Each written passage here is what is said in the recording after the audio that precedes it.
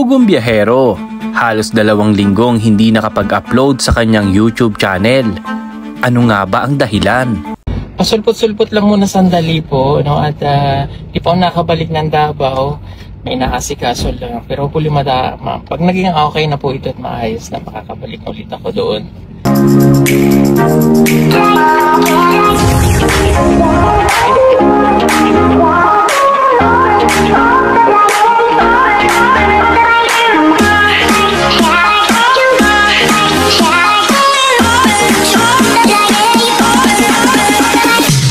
Sa halos 2 linggong hindi pag-upload ni Sir Paul Pugong Biyahero sa kanyang YouTube channel, binalikan niya sa unang upload ang dati nilang napuntahan na ang babaeng nasa bundok na binansagang hindi na uso. Isang babae ang aming nakasalubong sa Kakahuyan. Sinundan namin ito kung saan siya magpupunta upang malaman namin kung saan siya nakatira. Marami siyang kinukwento sa mga tanong namin sa kanya.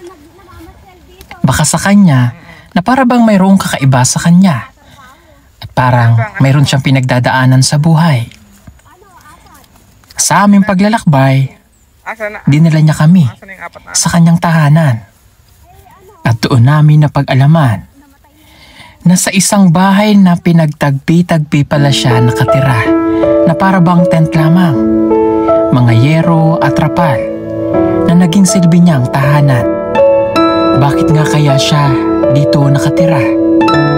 At ano ang nangyari sa kanya? Mga kababayan, narito po ang kwento ng kanyang buhay.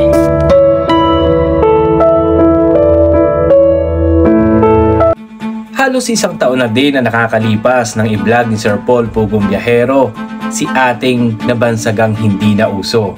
Kasama nga niya noon si Direk Frankie. At ngayon, sa unang upload niya ay binalikan niya ito. Balikan po natin ang nakaraang video ni Sir Paul Pugong Biyahero kay ating hindi na uso. At tsak, matutuwa kayo. Ayan. Oh. Ano naman na lang. Dampa lang yan. Oo nga. Halika, pasok tayo dito sa bahay mo. Halika, dali. Masikip na, mama. Ay, hindi, okay lang. Halika. Sige. Pasok ka, dali. Halika. Pasok ka dyan. Ha? Pasok ka tayo sa bahay niya. Payatas lang itong aking bahay. Ano po yung payatas? Yung ano lang. Yung mga hindi talaga tirahan. Silungan lang.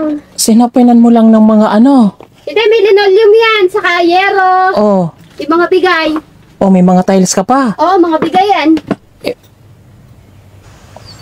Hindi ako masyado magtatagal. Gawa ng may edad na ako. Doon ako sa nanay ko pag ano. Hindi ka magtatagal? Anong hindi magtatagal? Halika, upo ka doon. Hindi na ako magtatagal masyado dito mag-isa. Gawa ng pag tumigil ako, doon ako pipirme. Oo nga. Eh, bakit gusto mo ditong nakatira ka? Ay, siyempre, alam mo na ngayon, ang buhay, wala. Pag hindi ka mag-aatik ha, wala. Oh, halika, upo ka din ni ate. Ah, sige. Ang bangko dyan. Ayun o, bangko. Hindi, okay na to. Upo ka dyan, upo ka. Kwentuhan tayo. Oh, nini, upo ka. Maliwanag. O, upo ka, upo ka. Yan. Okay, paano tulog mo dito? Oo, di ba, dito lang ako sa gabi. Silungan ko kasi. Hindi ka natatakot mag-isa dito? Hindi, dito ako lumaki. Dito ako lumaki. Oh. Saka, itong lugar na to, dito tumira yung mga kapatid ko noon. Noon? Kaya sanay ka na dito. Eh, pero mag-isa-isa ka. Eh, maski mag-isa lang ako, malapit naman doon sa mga kapitbahay ko. Hindi ka malayo din yun. Nasaan ba talaga yung mga anak mo? Eh, yun nga, mga anak ko nasa Balitsi nga. Eh, kasi hindi yun Hindi? Hindi ko kasama, bali yung tatay laang. Eh, sabi mo yung tatay, iniwanan ka na. Oo, pero saang kasama ng mga anak ko. Meron kang 4 na anak. May mga asawa na ba yun? Asawa? Wala nga. Ilang taon na yung mga anak mo? Mahirap ang buhay ngayon, hindi uso asawa. Oh, ilang taon na yung mga anak mo? 21. Panganay? 23 yung babae, 21, at saka 11. 11. Nasabi mo kanina may namatay kang anak. Oo. Ano nangyari doon? Sanggol yun. Oo. Sanggol. Namatay pa, sanggol na. Sanggol pa. Ilang taon dapat yun ngayon? Ano na nga ako ngayon eh, 42 na ako ngayon. 42 ka na. So, ilang taon yun nung sinilang mo? Ay, ilang taon ka nun nung sinilang mo yung sanggol? Yung bunso? Oo. 27. Matagal na. Matagal na. Okay. Ako'y nagwo-worry sa'yo. Bakit dito mo piniling tumira? Hindi, walang problema. Ito kasi yung may-ari ng lugar na to, yung lugar, kumpare nung tatay ko, yung namatay kong tatay. Kita mo na maraming bakanting lupa ngayon. Pwedeng gamitin yung mga gustong gumamit. Pwede. Saan ka kumukuha ng kabuhayan, yung pangkain mo? Doon, sa nanay ko. Tsaka doon sa kapatid ko. Oo. Nagcha-charge ako doon. Okay. Huwag kang magagalit sa tanong ko, ha? Okay. Bakit ka nagkaganyan? Ako? Kasi nga, mas naghihigpitan ngayon sa bayan. Bali, hindi pwede yung wala daw income. Okay. Gawa ng pag madaming anak, hindi pwede masyadong umasa sa mga anak. Yan, maski pa paano, meron. Medyo matagal nga lang. Yun lang. Matagal ka ng paganto-ganto? Oo, noon. Nasa bayan ako naglalaba. Okay, wala ka bang sakit? Sakit? Wala akong sakit. Wala kang sakit? Bawal na may sakit dito. Pag may sakit, hindi pwede magtrabaho. So, okay ka? Ha? Okay ka naman? Okay pa naman ako. Pero, baka magpahinga na ako mga konting panahon pa. Bakit ka magpapahinga? Konting panahon na lang daw magpapahinga na siya. Ikala ko ba malakas ka? Hindi kasi sala na sa edad at saka bawal sa regulasyon. Bawal sa regulasyon? Ano pa yung mga regulasyon? Bali, it's up to me na lang. It's up to me. Oo. It's up to me lang. It's up to me. It's up to me ang buhay, ganon. Hindi. Yung, kumbaga, kung okay pa sa akin na kumikilos ako, ang kaso talagang, hindi magandang tingnan. Alin ang hindi magandang tingnan? Na marami kang anak, tapos medyo tumatanda na ako, nagtatrabaho pa. Ilang taon ka na ulit? 47? 42. 42. Bata ka pa. Bali, 43 ako sa Mayo. Walay na ba kayo ng asawa mo talaga? Matagal na, 10 taon na. Bakit hindi ka nag-asawa ulit? Mahirap ang buhay. Mahirap ang buhay. Pinupuntahan ka naman dito ng asawa mo dati? Hindi na. Hindi na. Matagal lang hindi. Bakit ka ba niya iniwan? Kasi nga, nahihirapan siyang kumuha ng mga pangangailangan na may kasama. Kaya, sila na lang. Pero tinitingnan kami dyan pag minsan. Pag minsan, mahal mo pa? Alin? Yung dati mo asawa? Hindi na uso yun. Bali, magkasama lang pagbago pa. Oo. So, bakit di na uso? Hindi na uso yung mga mahal. Mahal na ngayon ang mga bilihin at saka wala kang makukuha mga gamit talaga pag wala kang pambayad. Walang makukuhang gamit pag wala kang pambayad. Kagaya niyan, mga pambahay. Pantubig. Pantubig. Paano pag nagugutom ka dito? Hindi pa naman ako nagugutom. Meron pa naman doon maski kaunting kanin, saka gulay. Mga tuyo. Okay. Wait lang, minata. 4 na nga yung naging anak ko, ayoko na. Ayaw mo na mag-asawa? Paano pag may nanligaw sa'yo? Wala. Wala. Wala, hindi uso yun. Hindi uso yun? Paano pag nauso? Hindi na nga uso yun kasi imposibleng mangyari yun sa panahon ngayon. Gawa ng, tingnan mo ang paligid. Tingnan ko, maganda ang paligid ngayon. Yung para sa pansarili mong buhay. Maayos naman ang pansariling buhay. Lahat dyan may bayad. May bayad. Okay. Saan mo kukunin lahat dyan kung may bayad? Tama naman yun. So, hindi ka na mag-aasawa? Hindi na. Okay. Sabi dito, mayroon daw malaking ahas dito. Hindi ka natatakot? Wala, namatay na. Namatay na yung ahas? Bali, nag-i-spray ng lason. Nag-i-spray ng lason ang? Ang mga nadaan dyan, ini-spray ng lason noon. Tsaka yung galing doon sa kalsada, nag-i-spray dyan. Tapos ayan. Nakita mo na yung ahas? Ha? Yung ahas nakita mo? Ulo na laang. Ulo na laang. Ano nangyari doon? Wala. Nalason. Nalason, Di, pagtagal natunaw na. Okay, paano pag umuulan dito? Hindi na ulan nga, tag-araw ngayon, hindi naman natulo yan. Hindi natulo. Hindi. Ikaw lang ba gumawa nito? Oy, nakasandalaang naman yan. Sinandal mo nila para kang nag-tent, kumbaga. Nagkakamping ka lang yata dito eh. Pero nandiyan mga gamit mo oh. Nagluluto ka rin dito. Bali, 2 taon na ako dito. Pag nagsasaing ka, Ngayon, di na ako nagluluto. Doon na talaga ako nagluluto. ay bakit hindi ka na nagluluto dito? Hindi na. Bakit? Madami na ngayong mga ready to eat na pagkain. Wow. Bibili ka na lang pag may pambili. Wow, paano yung pag wala kang pambili? Pag wala, edi doon sa kabila, sa charges. Ngayon ba may pera ka? Wala. Bakit wala? Doon ako nakain. May pera lang dito pag meron kang mga binibenta. So nakakabenta ka naman? Oo, yung mga saging. Pag meron. Okay. Kali ko isasagot yung di na uso yan. Paano ko isasagot naman? Hindi uso yung magbenta eh. Hindi, sa bayan, wala kang makakuha doon, walang ang pera ay hindi uso. Usa ang kinukuha. Ang pera ba hindi uso? Ang pera? Oo. Hindi uso ang perang basta mo nakukuha pag meron lang ang Oo. dahilan. So, pag may dahilan. Okay. Paano pag walang dahilan? Paano pag walang dahilan? Kayo wala. Ano ang hiling mo sa buhay? Wala. Bakit wala? Siyempre, umiidad na ako. So wala ka ng hiling? Wala na. Bakit? Mahirap mangarap ngayon. Saan mo kukunin ang pangarap mo ngayon? Akala ko hindi na uso yun. Akala ko hindi na uso yun. Alin? Yung pangarap.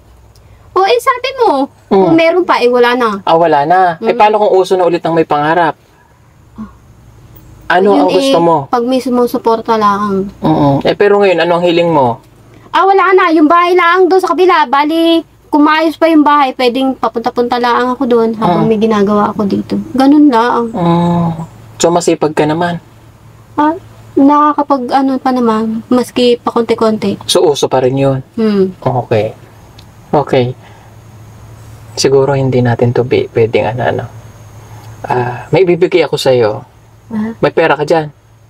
Wala. Uso lang sa akin ang pera pag nakabenta akong pinya at saka saging. Yung pera namang bigay dun sa bayan, yun? Bali, charger. Paano? Charger. Hindi, yun yung sabi mo kanina. Ulitin mo. Charger. Paano ulit?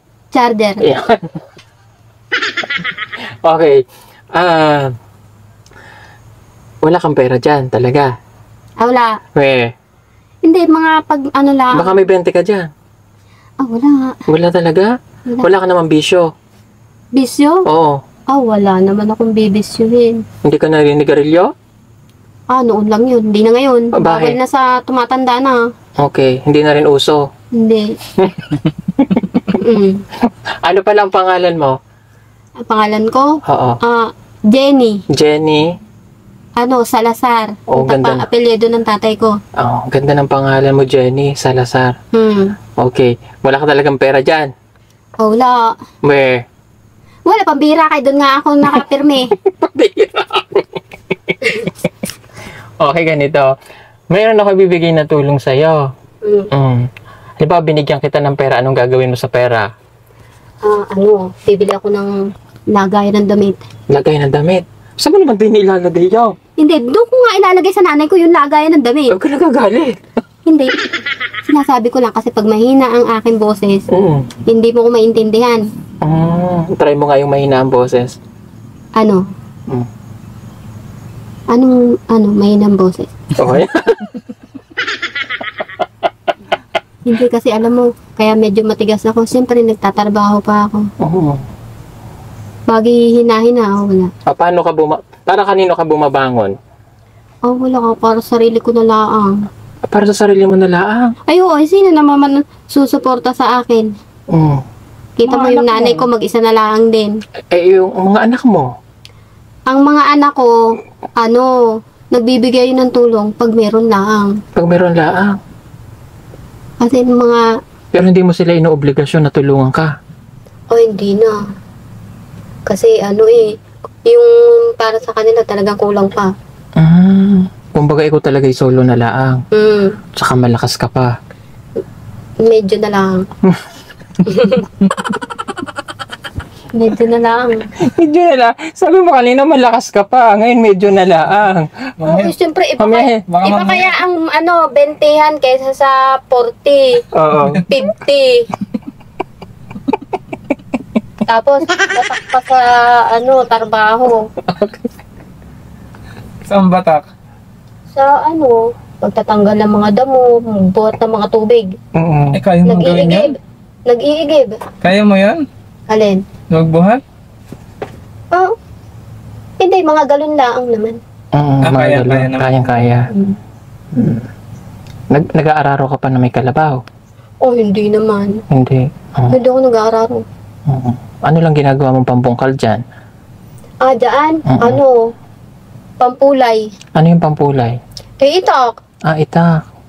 So hindi na rin uso sa'yo yung kalabaw? Hindi. Dun lang yun sa mga maaaga pa, kagaya ng mga sing-edad mo.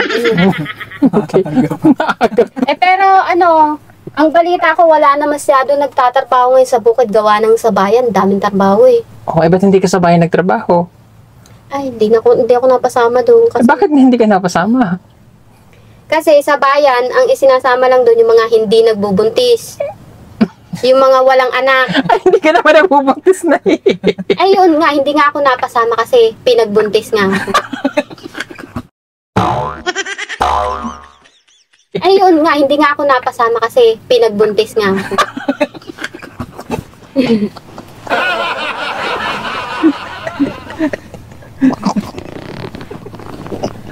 Bali, pinadala na ako.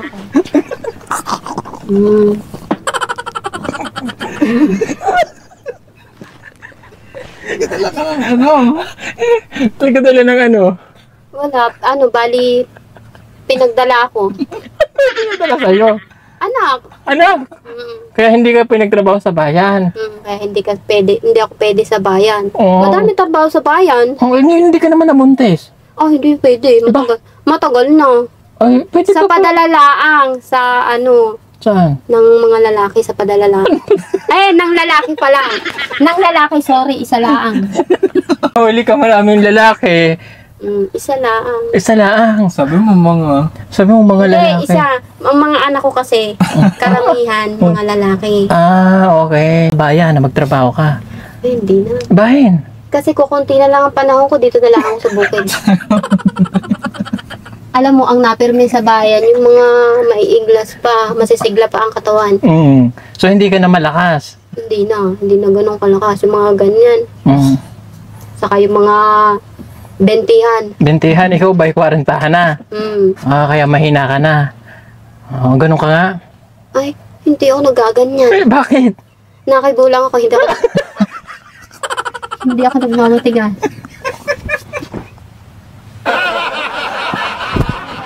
Hinakibo, hindi ka nagmamatigas. So, hindi ka nang lalaban. Hindi naman. Bali, kaysa masayang ang mga araw na nadaan. Yung kaya ko laang. Yung kaya lang. Okay. Kaya tingnan mo, malapit na din ako magpahinga.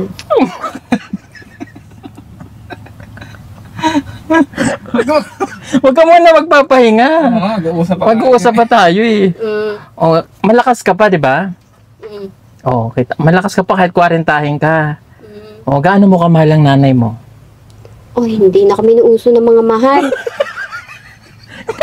Alam mo, kumikibo lang tayo kung paano laang tayo para sa buhay pang araw-araw. So hindi mo mahal nanay mo? Ano yun? Hindi mo mahal ang nanay mo? Ano yun, mahal?